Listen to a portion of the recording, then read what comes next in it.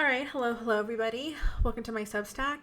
All right, this is take 2 because apparently my audio didn't record in take 1. Tech issues. It's the life of a content creator. Okay. Anyways, guys, hello. Quick, brief little introduction. I'll probably put more in a post later on.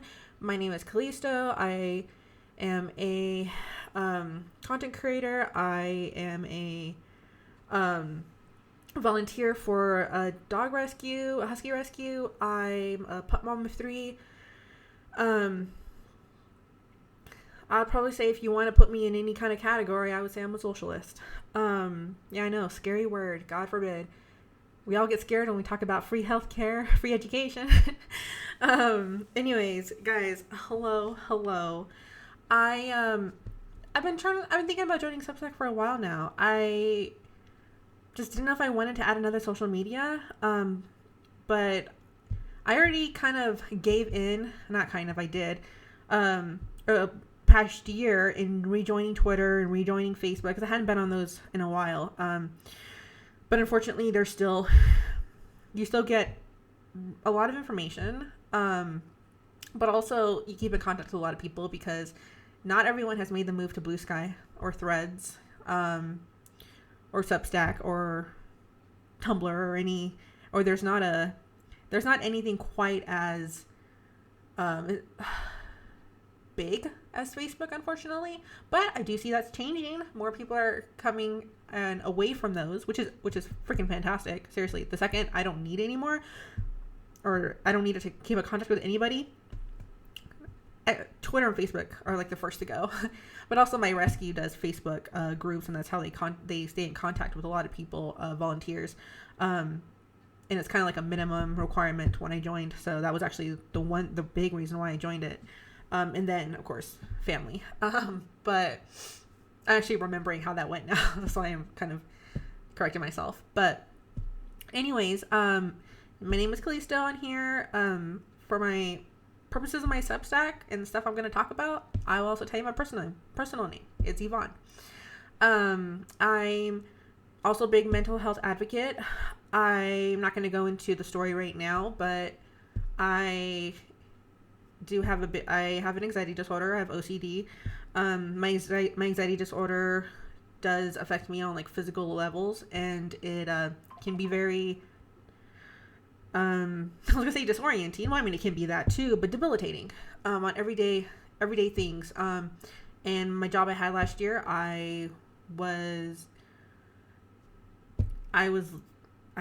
have to say, if I could, it's like, it's one of those things you can't believe happened to you, so you always reframe it to lighten it up.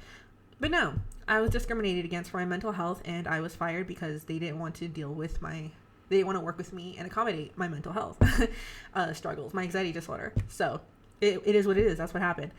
And I think, like, I had already been very vocal. I was raised very, to be very, strong-headed, to hold my ground, to speak my opinion. And I've always been like that when it came to pro-choice, believing women should have the choice of their own body, believing people should have the freedom of their own religion. Albeit, I will say there's always an addendum to these things when it comes to religion. I'm not saying you have a right to believe in Zionism and use that as a reason to conduct a genocide. I'm not saying you have you have a justification to hold your KKK meetings and target people of color. No, I'm not saying that, okay? As long as your shit doesn't hurt other people, it's good. Until it does, then we have a problem. Easy as that. All right. Now, going on to things that are a little bit, there's a problem, okay? To put it lightly. I was trying to figure out what I wanted my first post to be on here about, right? I'm going to be sharing a lot of like my thoughts, my news of the days, just news articles of the days, actual news articles, guys, okay? Not the bullshit you're seeing on CBS and Fox News. And what I mean by that is, I mean a lack of news coverage, all right? And I'm going to get very animated because I'm passionate about this stuff. And what happened to me this past year pushed me, because I was gaslighted to fucking, oh my God, I was gaslighted to death, guys. I it got to me so much where I was asking myself if I'm crazy. And that is exactly what gaslighting does to you. Okay. That is exactly what it does. And you know what? I actually came out of that. I processed it the best I could.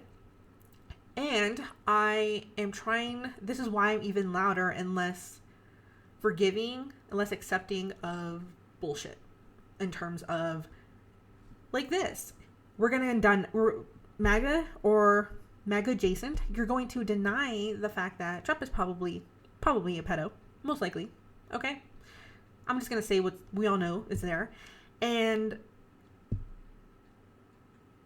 this massive conspiracy to protect child rapists. Okay. And you know why I don't have patience when I have family members being like denying that he is and saying that this is like not, I don't even remember the reasons they gave me and I don't really care to, but defending this and pretty much taking away survivors' experience and trauma. And that to me is so unforgivable. That to me pisses me off on a level I cannot comprehend to you. Okay?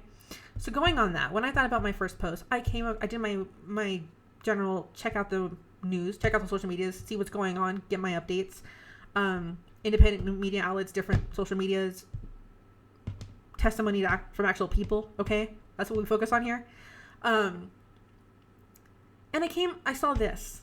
And I guess I missed this the other day because so much is going on. It's easy to miss these things. Okay, guys. But on January 18th, 2026, via email, and I'm going to read this to you because I know a lot of people don't stop and actually read these things. And you have to have the patience and the critical thinking skills and the determination to do it, and it's so easy not to do that. And so many people still are pretending things are normal. Okay. So you know what? I'm going to break it down for you. I'm going to read you these damn articles. All right. Via email, the Honorable Richard M. Berman, United States District Judge. And this was sent in response to Ro Khanna. Yes, I know. We'll talk about Ro Khanna in another day. But yes, I know what he just voted for in terms of Israel funding. Okay. And I heard why too. And Thomas Massey's Epstein Transparency Act. Okay. So... Again, via email, the Honorable Richard M. Berman, United States District Judge, Southern District of New York, Daniel Patrick Moynihan, United States Courthouse, 500 Pearl Street, New York, New York, 10007, zip code. Berman, NYSD Chambers at nysd.uscourts.gov. Re, United States of America versus Jeffrey Epstein. Re, request for appointment of Special Master to protect victims and enforce DOJ compliance with the Epstein Transparency Act. Dear Judge Berman, my name is Haley Robson. I am a survivor of Jeffrey Epstein's sex trafficking operation, and I write this letter on behalf of myself and numerous other survivors whose lives were forever changed by crimes that were enabled, facilitated, and concealed by powerful individuals who have yet to be held accountable. Many of us have spoken publicly at great personal cost in support of the Epstein Transparency Act. I personally spoke at both press conferences on Capitol Hill and have been very outspoken in advocating for its passage, believing, as we all did, that once Congress acted, the federal government would comply with the law and finally allow truth and accountability to prevail. The Epstein Transparency Act required the Department of Justice to release records related to Jeffrey Epstein and his criminal enterprise within 30 days. That statutory deadline has long since passed. To date, the Department of Justice has failed to comply. When they began releasing documents, they posted hundreds of thousands of pages of documents that had already been publicly available for years.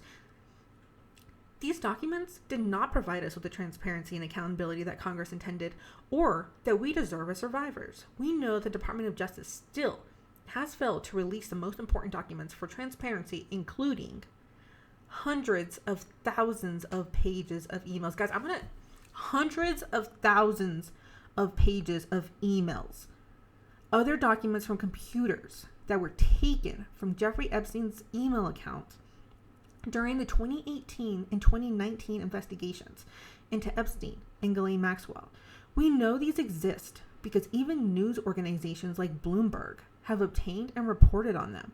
how is the press releasing this type of evidence before the Department of Justice? Our victim interview statements from the first investigation in Florida and the later investigations in New York. We know, let me read that again. The second item on here, our victim interview statements from the first investigation in Florida and later investigations in New York. We know the Department of Justice has our FBI 302 statements. Why haven't those been released with our names redacted? The 53-page draft indictment and an 82-page prosecution memorandum. Okay, guys, listen to this information. The 53-page draft indictment. Okay, I love technical writing, and trust me, that is not easy to put together. And an 82-page prosecution memorandum. Prepared. And this is legal documentation that is going to have facts. You're not going to get a whole bunch of opinions and blabbering in these documents. These are straightforward legal documents. I can't stress that enough. They get to the point very quick. So to have 53-page draft indictment and an 82-page prosecution memorandum is insane to not share. Okay, back to this. Prepared during the 2007 Florida investigation that we hope will help us understand how Jeffrey got away with what he did to all of us when we were kids in Florida. We deserve to know what crimes the government knew he had committed because they gave him his immunity deal in Florida. As survivors, this failure is not merely procedural. It is deeply personal. Continued noncompliance perpetuates the same secrecy that allowed these crimes to continue unchecked for years. It reinforces the painful and all too familiar message that while the law governs ordinary people, it does not govern the government and the wealthy, powerful individuals whose actions enabled widespread abuse. We do not seek vengeance. We seek accountability, transparency, and equal application of the law, just like our Congress promised us through the act. Each survivor has already paid a tremendous price. Coming forward has required extraordinary courage, exposing ourselves to public scrutiny, retaliation, and lifelong emotional consequences. We did so with belief in our government and trusting that when Congress passed this law, the executive branch would honor it. Instead, we are met with continued delay, silence, and ongoing protection of identities that should no longer remain hidden. Judge Berman, the way that you have correctly enforced the Crimes Victims' Rights Act at every stage of the criminal process is something that we appreciate. We now respectfully ask the court to intervene and require the Department of Justice to comply with the Epstein Transparency Act as enacted by Congress. The judiciary serves as a vital safeguard to ensure that no branch of government is above the law.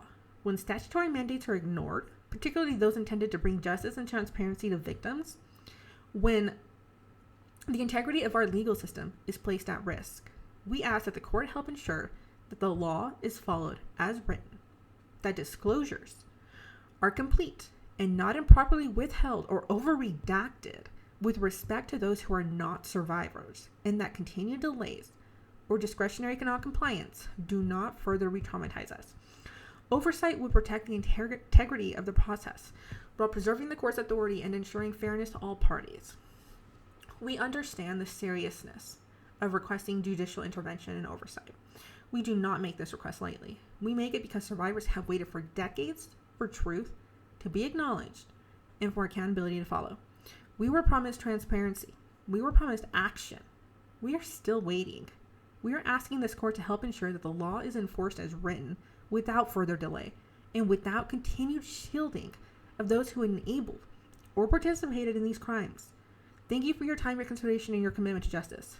Respectfully, Haley Robson. Okay? That's the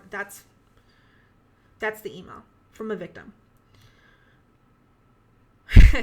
And it's funny because you can sit there in the comments, you can sit there in real life, you can give me 1,000, 1,000,000 excuses for why they haven't released this. But I'm going to tell you a basic thing. Just Child rape should not be allowed to happen and then hid to protect anyone, no matter how much it hurts your wallet, okay? Because that is why they were doing this. Because when you live in a capitalistic society, and to how far we've taken it in this country, where money matters more than people, money matters more than a human body, the things you are willing to hide, we are seeing the extent of it, just to protect those people, to protect the rich, to protect the powerful, to protect our president. And no one should be able to do what they did and not be held accountable for it. And the thing is, I've seen a lot of people talk about how Trump will probably never, like, best case scenario is Trump's out, but he doesn't get convicted. He won't serve any time for what he did as president. Fine. Fucking fine. I want him to serve time for what he did with regard to Jeffrey Epstein. That's what I want. Because when you have this many victims and this many people that have went through this, I don't think many of us can comprehend the amount of trauma that they have to live with, especially in regard to watching the perpetrators walk free, whether via Hollywood, whether via our politics, whether via Wall Street, whether via wherever it is, and to know those people are walking free and still living their lives while you quietly suffer. And if you talk, you get you get people telling you you're lying or it didn't happen, or you just get people threatening your life because of it. I don't care if you are MAGA. I don't care if you are liberal, if you're Democrat, Republican. I don't care what you call yourself. We all have friends who have kids. We all have nieces, nephews, even people who don't have families. You have friends. You know people who have kids. You know young women. You know young men. Are you really going to sit there and justify the fact that it would be okay for them to go through this? It's not okay for anyone to go through this. And each of us has the power to do not let them forget that we still demanding the Epstein files. Share this. I'm not saying share my content. I'm saying go to Rokana's threads. Go to his other social medias. See this article. Share this article. Screenshot this article. Share it. Use social media as the tool that they don't want you to use it as.